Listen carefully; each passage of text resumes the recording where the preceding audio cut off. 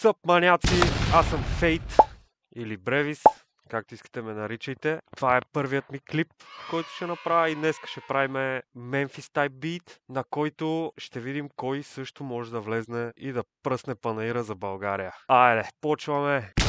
Първо ще ни трябва, естествено, мемфиски семпъл. Това е бате. Така, второто нещо, което ни трябва е мизерен кик.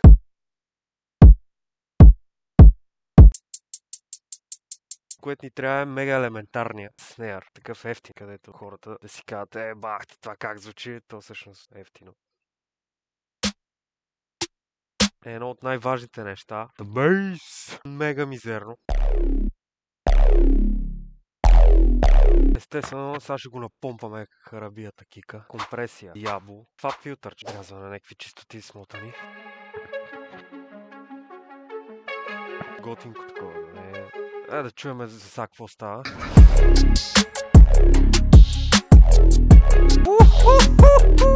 Готините тракове имат нужда от малко неща, обаче качествени. Дори да са ефтини инструменти, трябва да са качествени. Следващото нещо, което ни остава, е рапър.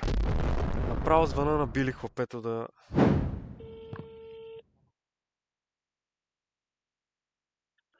Били! Брато, бати трака направих, човек. Искаш да ти пратя да запишеш вокали направо. Прати го, човек. Айде и ми ги прати после. Айде. Били прати вокалите. Я да видим за какво става въпрос.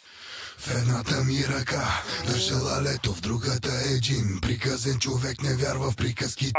Това, между другото, само Били хлопето има то тембър. Лепа ги на трака. Айде, бате.